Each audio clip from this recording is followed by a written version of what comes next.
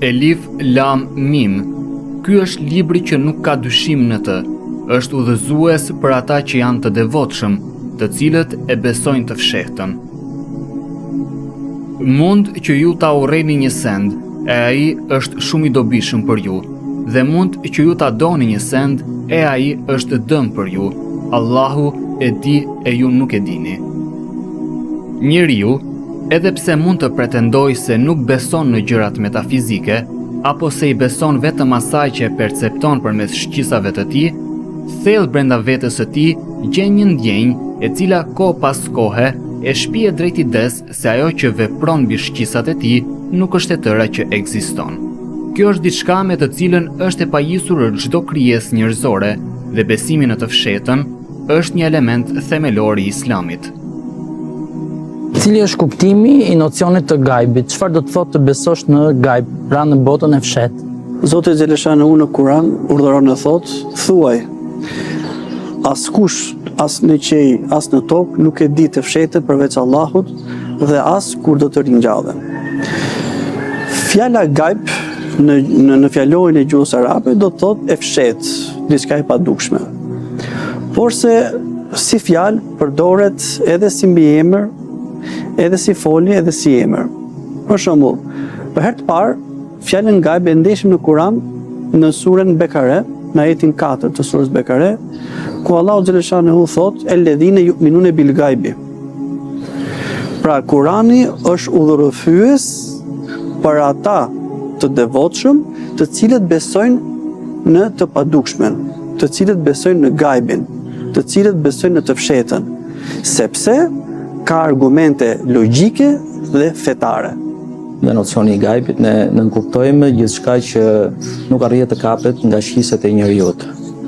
As të dihet nga kurkush, nga askush përveç Zotit, apo në qoftë se Zoti nëpërmjet shpalljeve të tij, nëpërmjet profetëve të tij na e ka bërë të njohur. Ku përdoret si folje, këtu kuptimin, domethënë, merr që si përpara jush, si dhe vetëm apo në një bashkësi tjetër, të devotshmit janë ata njerëz të cilët flasin po një lloj, besimin e kanë po një lloj. Ata edhe nëse nuk e shohin profetin, e besojnë atë, ashtu siç nuk e shikojnë Zotin, por që e besojnë atë. Në rastin kur përdoret fjala gajb si emër, atëherë këtu është në kuptimin e zemrës. Pra, të devotshmin, të përkushtuarit janë ata njerëz të cilët i besojnë në gajbin me zemër. Domethënë, atë që i flet goja e ka dhe në zemër. Ndryshe nga hipokritët, të cilët besimin e kanë në fjalët e tyre dhe jo në zemër. Për sa i përket në kuptimit të fjalës gajb në literaturën islame, domethënë si terminologji, mund përmend këtu fjalën e profetit ton sallallahu alaihi wasallam, kur u pyet nga Xhebraili se ç'është imani, ç'është besimi, dhe ai u përgjigj: ti besosh Zotit, ti besosh engjëjve të Zotit, librave të tij, profetëve të tij, ditës së gjykimit dhe përcaktimit të Zotit, që gjithçka që ndodh ngjan me përcaktimin e Allahu xhaleshanehu. Këto janë dhe shtyllat e Islamit. Këto janë kushtet e besimit që një besimtar të besoj duhet me patjetër që të gjitha këto 6 kushtet e Islamit t'i pranojë. Besimi në gajb, pra në botën e fshehtë, na vjen dhe na shfaqet në disa lloje. Cilat janë këto lloje të gajbit dhe çfarë përmbajnë ato? Sa i përket llojeve të gajbit, mund të ndajmë në 2 grupe. Pra, i pari, gajbi, gjëja pra që Zoti xhaleshanehu botën e fshehtë e ka treguar nëpërmjet lajmit, nëpërmjet shpalljes hyjnore, pra revelatës hyjnore. Këto gjëra Zoti xhaleshanehu na mundsoi që neve t'i mësojmë, t'i njohim nëpërmjet shpalljes hyjnore. Ndërsa grupi tjetër, sa i përket gajbit, është që Zoti xhaleshanehu nuk ja ka treguar askujt prej krijesave të tjera. Ku thot në Kur'anin famullar, dhe tek ai ndodhen çelësat e botës së fshehtë, e fshehtësisë, të gajbit, që nuk e di askush tjetër përveç Zotit xhaleshanehu. Njerëzit e dijes kanë bërë kategorizime të ndryshme lidhe me gajbin, por në qoftë se do të bëshim një përmbledhje të këtyre kategorizimeve, mund të themi që kemi të bëjmë me gajbin e përgjithshëm, pra kemi të bëjmë me atë gajb ku me atë të fshehtë ku, siç e thamë më parë, shisat njerëzore nuk arrin ta kapin. Vetëm kur Zoti ka dashur na e bëjmë dije nëpërmjet shpalljeve të ndryshme, veçanërisht Kuranit, nëpërmjet profetëve dhe veçanërisht profetit Muhammed alayhis salam. Këtu kemi të bëjmë për ekzistencën e djajve, ekzistencën e botës tjetër, ekzistencën e botës shpirtërore në përgjithësinë e vet, dhe këtu kemi të bëjmë me gajbin e përgjithshëm. Por brenda këtij kategorizimi kemi edhe një lloj gajbi, le të themi, ku Zoti nuk ka dashur të ndajë me kërkënd dhe mbetet tek njohuritë e Zotit vetëm, kur kush nuk e din. Këtu mund të themi për ditën e Kiametit, dhe në surën Enam Zoti thotë që çelësat e të fshehtës janë vetëm tek ai dhe kush nuk mund t'i di tjetër. Pjesa për shembull kur Allahu xhaleshanehu urdhëron kryegjën Xhebrail për t'i përcjell mesazhet e veta profetit ton apo profetëve, të gjithë të dërguarve. Kjo revelat hynore që merr Xhebraili e merr dhe e përcjell tek profeti ynë sallallahu alaihi wasallam. Pra, nga gajbi mutlak doli në gajbin e zbi. Pra nga e fshehtë absolute që ishte tek Zoti, atëherë tash disa krijesa e din.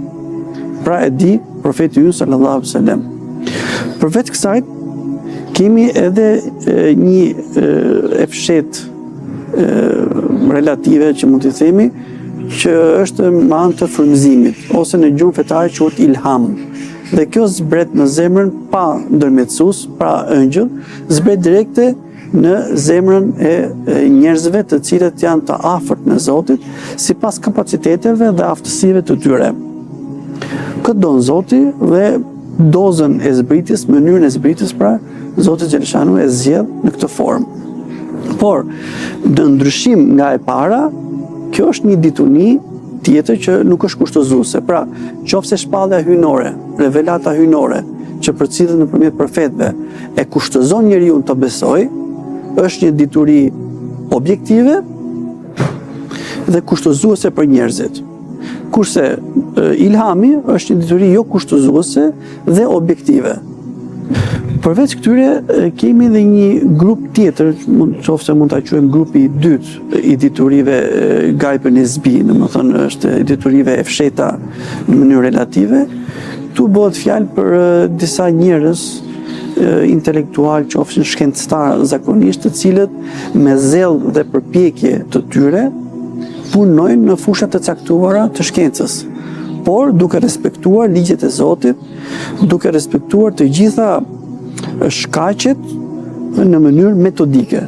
Dhe Zoti xhaleshanu për hir të këtyre përpjekjeve që ata bëjnë në fusha të ndryshme, Zoti favori Allahut xhaleshanu, do të thonë, zbret tek këto njerëz dhe nga gajbi mutlak dalin përsëri tek gajbi nesbi.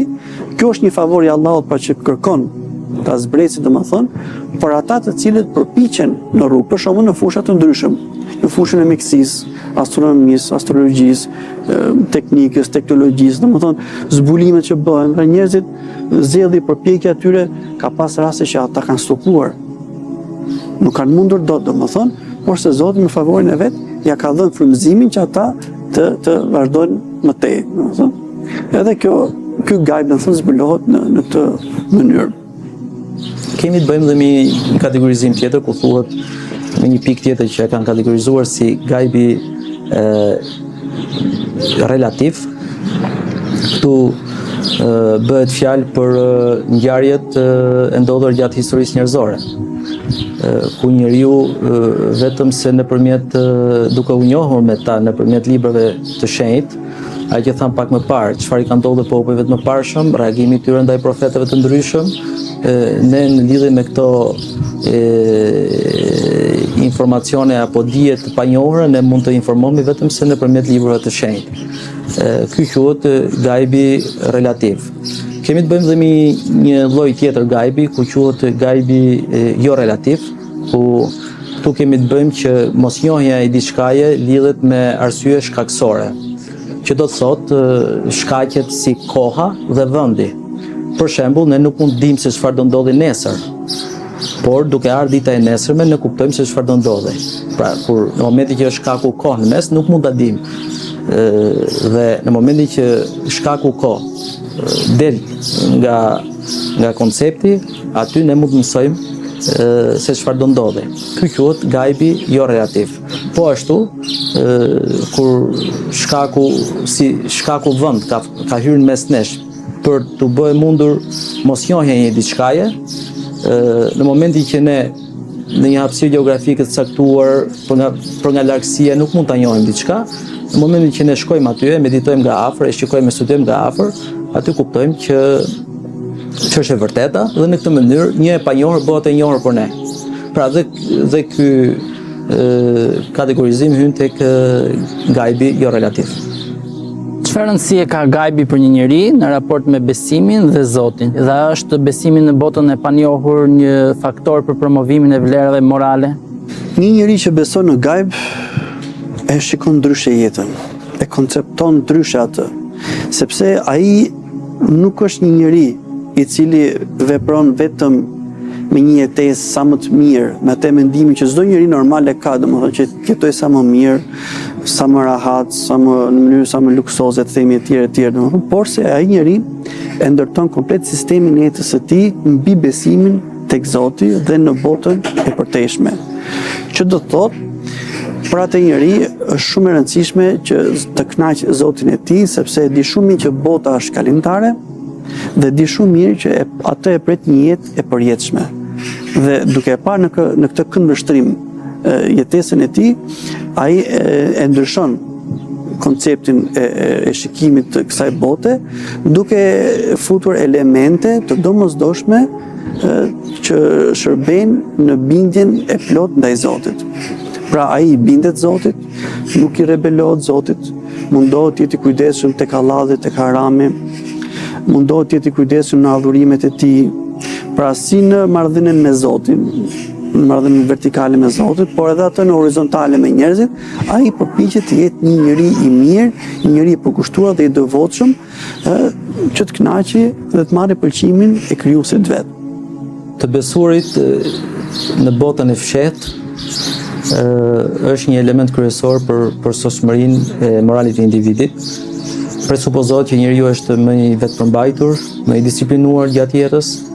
Presupozohet që mundohet ta ndërtojë jetën mbi binaret e së drejtës, pasi te ky njeri ekziston nocioni që unë për çfarë bëj, unë për çfarë flas, unë për çfarë qasje të zemrës kam, një ditë do t'jap llogari para Zotit. Dhe ky nocion është një nocion i jashtëzakonshëm për që njeriu të jetë i plotësuar nga pikpamja morale. Po ashtu, njeriu në përgjithësinë e vet, në momentin që ka këtë nocion, është më i larguar nga marrëzitë njerëzore. Sidomos të rinjt janë shumë më të vetëmbajtur, pasi mosha, pasi pasionet e momentit mund të bëhen shkak për marrëzira, por një koncept i tillë bën që të jetë një njeri të jetë më i vetëmbajtur. Po ashtu, ky nocion edhe për moshën e tretë, për njerëzit e plakur, është një burim shprese, pasi ai kupton që vdekja nuk është një braktisje e Zotit, pra një braktisje që i bën Zoti njeriu, por është një fillim i jetës pasosur, një jetë të përtejme. Pra gjithashtu bëhet një element i rëndësishëm që njeriu të jetë më në paqë, më i lumtur dhe një burim shpresë, siç e tham, për moshën e tretë. Këtu ai ndërton jetën që të jetë i sjellshëm dhe me njerëzit, të jetë korrekt, të jetë një njeri, domethënë që i besohet, një njeri i drejtë, një njeri që nuk abuzon, qofshin këto në aspektin individual, por edhe shoqëror, ose në marrëdhënie tregtie, në shitblerje, por edhe në administrat, në shoqëri, në familje, tek farefisi, më thonë, në çdo, themi, qelistë të jetës, ai mundohet të bëhet një njeri ashtu si dëshiron krijuesi i tij. Por çfarë dëshiron krijuesi ynë? Krijuesi nga ne dëshiron që ne bëhemi njerëz që nuk korruptohemi, njerëz që nuk vjedhim, njerëz që nuk marrim derën e të tjerëve, që nuk gënjejmë, që nuk mashtrojmë, njerëz të cilët veprojnë me drejtësi dhe korrektësi. Pra, për shoqërinë, një besimtar është i dobishëm në mënyrë të jashtëzakonshme. Edhe për shoqërinë në aspektin moral, por edhe për punën. Pra, nëse neve e ndërtojmë jetën tonë mbi gajbin, do thotë mbi besimin tek Zoti, atëherë jeta e besimtarit ndryshon rrënjësisht dhe ai bëhet i dobishëm si për veten e vet, si për familjen, si për farefisin, si për shoqërinë dhe për të gjithë ata, duke respektuar vlerat adhetare dhe vlerat shoqërore. Besimi në gajb patjetër që është një faktor shumë i rëndësishëm në ngritjen e vlerave morale shpirtërore, të themi, duke u bazuar në atë që Zoti Xhallashanuhu që në faqet e para të Kur'anit famëlar, pra ku kemi në surën Bekare, thot Elif Lam Mim Dhalikel Kitabu La Rayba Fih. Pra Elif Lam Mim, ky është libri në të cilin nuk ka asnjë dyshim, nuk ka kurfar dyshimi. Huden lil muttaqin, është udhërfyes për kë? Për të devotshmit. Është fjala për besimtarët. Më pas pason ajeti shumë domethënës, ku fillon alladhina yu'minuna bil ghaibi wa yuqimuna as-salata wa mimma razaqnahum yunfiqun. Pra, kush janë këtu tani të devotshëm? Kush janë ata që kanë besuar? Thot, e para, pra, si cilësi e parë e këtyre njerëzve të devotshëm vjen besimi në ghaibin, besimi në të padukshmën, pra besimi në të fshehtën, ku thot alladhina yu'minuna bil ghaib.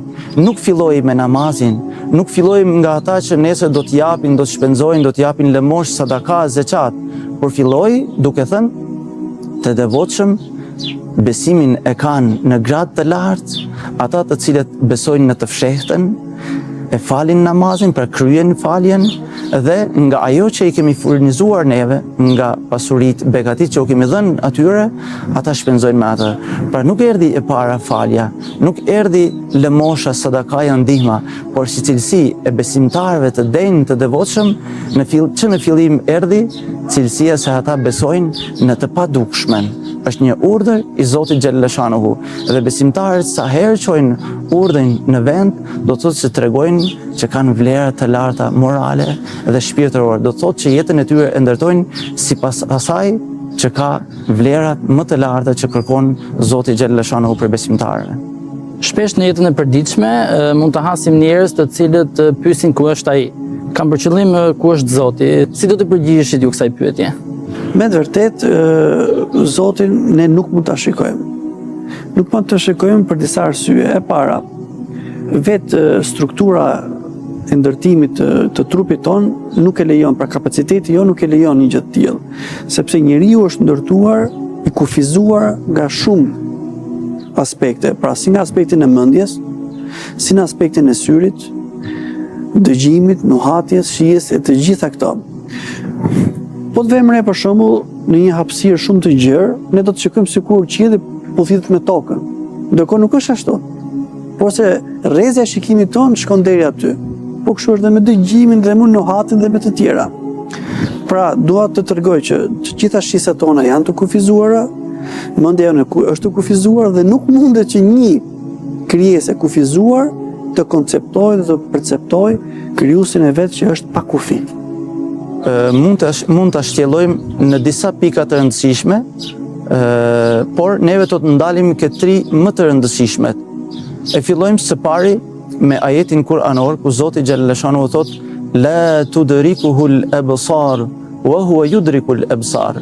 Pra shikimet nuk e vëzhgojnë, nuk e shohin dot atë, është fjala Zotin Xhallashanuhu, ndërsa ai i shef të gjitha. Tani, tri pikat kryesore që neve mundohemi tani të gjejmë përgjigjen në këtë, mund të themi se e para, formimin që Zoti Xhallashanuhu neve na krijoi, nuk kemi kapacitete për ta parë Zotin Gjellëshanuhu, Zotin e Madhërishëm. E dyta, jemi në botën e sprovës, Dhe e treta, për të kuptuar një gjë, patjetër që neve duhet të mësojmë të njohim të ngjashmen ose të kundërtën e saj. Kemi rastin e profetit Musa, a.s. Profeti Musa është një profet i cili ka biseduar drejt për drejt me Zotin, duke ndëgjuar zërin. Njëherë profeti Musa i bën pyetje Zotit: "O i madhi Allah, kam dëshirë të shoh." Zoti i përgjigjet: "A nuk beson o Musa?" "Jo," thot Musa, "unë besoj, por duhet të kënaqet zemra," thot. Atëherë Allahu xhaleshanu i thot: "Ti nuk mund të më shohësh mua, por shiko tek mali, aty do të shfaqet madhështia ime." Dhe kur Musa shikon tek mali, mali bëhet thërrime. Bëhet thërrime sepse nuk e duron do të shfaqen e Zotit tek ai. Dhe Musa a.s. aty në atë moment i bit fikët, dhe kur përmendet, atëherë ai kërkon falje. Jemi në botën e sprovës. Këtë botë për neve është një provë e madhe, të themi, që do të thotë, nëse Zoti Gjellëshanuhu do të shfaqej para neve, nëse çdo njeri do ta shifte Zotin Gjellëshanuhu, atëherë nuk do të ngelte më nevoja që njerëzit të besojnë në ghaib, ose janë besimtar apo nuk janë besimtar. Në mënyrë direkte, përderisa shohin Zotin Gjellëshanuhu, shohin madhështinë e tij, shohin bukurinë e tij, të gjithë njerëzit do të besonin. Atëherë nuk do të ngelte më, nuk do të mbeste njeri në fytyrën e tokës që do të ishte jo besimtar. Ose të marrim një shembull tjetër, të themi, nëse mësuesi u jep në provim pyetjet nxënësve të tij dhe më mbrapa fillon i shkruan në tabelë të gjitha përgjigjet që ka, atëherë nuk do të ngelte më esenca ose kuptimi i provimit ose i provës që i bën mësuesi nxënësve. Edhe nëse do të përpiqemi të shtrydhim mendjen, logjikën tonë se si mund të jetë Zoti, edhe këtë nuk të arrijmë dot. Sepse nëse neve sot mund të bëjmë një perceptim të një gjëje, e bëjmë vetëm në momentin kur kemi përngjasime apo të kundërta. Për të njohur diçka, për të prekur diçka, për të ditur diçka, duhet të ketë edhe të kundërtën ajo gjë. Që nëse nuk do të ishte të ftohtit, nuk do të kuptonim të nxehtit. Ose nëse nuk do të ishte drita, nuk do të kuptonim edhe errësirën. Pra, Zoti Gjellëshanu u dha njerëzve këto forma dhe përderisa nuk ka të ngjashëm, siç thot në Kur'anin famëlar, lejse kemithlihi shay, nuk ka të ngjashëm ai. Kemi edhe pjesën tjetër që njeriu nuk mund ta shikojë dot Zotin për vetë faktin se kjo botë është botë e provës. Duke qenë e tillë, edhe Zoti ka përmendur shumë mirë në Kur'an që kjo botë është krijuar për të parë kush do besojë dhe kush jo, për dalluar të mirën nga e keqja, të drejtën nga e shtrembra, të dobishme nga pa e dobishme. Zoti Gjellëshanuhu nëpërmjet këtyre neve kuptojmë edhe një herë sikur besimtari i kërkon të besojë në ghaib, të mbështetet në atë që Zoti Gjellëshanuhu e zbriti në Kur'anin famëlar, të bazohet në atë çfarë kanë ardhur lajme për transmetime të sakta nga ana e Zotit Gjellëshanuhu nëpërmjet të dërguarve të tij, profetëve të tij, pra njerëzve që ka zgjedhur Zoti Gjellëshanuhu. A mundet të themi që diçka që nuk e shohim nuk ekziston?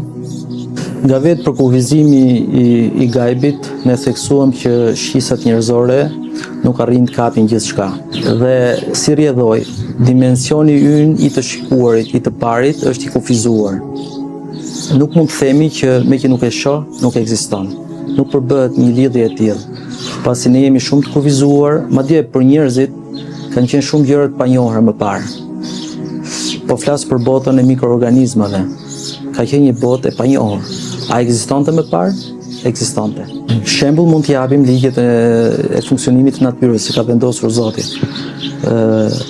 Për shumë njerëz, për njerëzit para nesh, këto ishin ligje të pazbuluara, ishin të panjohura, ishin një gajb. A ekzistoshin ligjet? Argumenti që ata nuk i shikonin nuk përbënte argumentin e mos ekzistencës. Të njohësh Zotin, më parë do të duhet të njohësh veten. Sa i drejtë është ky konstatim? Njohja e vetvetes konsiston në atë të njohësh qëllimin dhe synimin e vërtet të ekzistencës së njeriut. Që do të thotë të lexosh mirë rrugtimin tënd, nga lindja, jeta, vdekja, pas vdekjes. Të kërkosh përgjigjen e pyetjeve nga vi unë. Pikëpari kush jam unë? Nga vi unë. Ku po shkoj dhe për çfarë jam? Dhe vetëm se duke kërkuar këto, duke ngritur këto pyetje, domethënë njeriu arrin të dalë jashtë të mendurit të vetes vetëm si një qenie fizike. E konsideron vetëm mundohet përpiqet të kuptojë që është dhe një qenie metafizike. Në momentin që njeriu e merr arsyetimin mbi veten me dimensionin fiziko-shpirtëror, arrin që të kuptojë të tërë arsyen e ekzistencës së tij. Përndryshe, dhe kjo të ndihmon patjetër për njohjen e krijuesit. Duke u bazuar përsëri, disa njerëz, disa besimtarë mendojnë që është hadithi profetit sallallahu alaihi wasallam, por edhe pse nuk është hadith, është fjalë e mirë ose vjen të themi nga thënjet e prizve të besimtarëve, pra e Omerit radhiyallahu anhu ku thot: "Men arafa nafsahu faqad arafa rabbah." Ai person, ai njeri, ai besimtar që ka njohur veten, do të thotë që ka njohur Zotin. Çfarë do të thotë kjo fjalë kaq kuptim plotë? Do thotë që një person cili e din nga ka ardhur, e din qëllimin e krijimit, din detyrat që ka karshi Zoti xhallashanuhu, din misionin e tij që Zoti xhallashanuhu e krijoi atë në tokë. Ai do thotë përderisa ka njohur veten, ka njohur detyrat e veta, njeh edhe Zotin xhallashanuhu. Një person që nuk merret me veten e vet, një person që nuk di të tregoj ose të themi të përfaqësoj Zotin xhallashanuhu përderisa jemi me këmbës të Zotit xhallashanuhu në fytyrën e tokës, ku thot inni ja'ilun fil ardi khalifa. Vërtet un kam krijuar në tokë, kam zbritur në tokë një krijesë e cila do të më përfaqësoj mua. Kam lënë zëvendës timin në tokë njeriu. Dhe njeriu si do të arrijë tek besimi në Zot? E para, duke u bazuar në veten e vetë, duke u mbështetur tek vetja, duke e ditur qëllimin e krijimit të tij. Njeriu, për njerëzit që thellohen në mendime, se Zoti e thotë dhe në Kur'an, li ulil elbab, për ata që mendojnë, e fela ya'qilun, a nuk logjikojnë ata? Ose e fela tatafakkurun, a nuk mendoni ju? Pra Zoti kërkon nga ne, ndryshe nga krijesat e tjera, që të vëmë mendjen në punë dhe të thellohemi në mendime. Se vetëm duke u thelluar në mendime, neve jo vetëm e gjejmë Zotin, por edhe besimin e rifreskojmë her pas here, duke menduar ato çfarë ka krijuar Allahu xhaleshanuhu. Njeriu thellohet fort tek bota e mendimit të vet, thellohet fort në këtë mënyrë në botën ndjesore, që është një botë shumë e larmishme. Madje një dietar thot ku njeriu në vetvete është një botë e vogël. Ka shumë gjëra për të medituar brenda vetes dhe të gjej argumente pafund për ekzistencën e Zotit. Pra, kjo është ajo që thuhet që në momentin që njeriu njeh vetveten, njeh dhe krijuesin, ose njeriu nëse nuk njeh vetveten, nuk arrin të njohë krijuesin.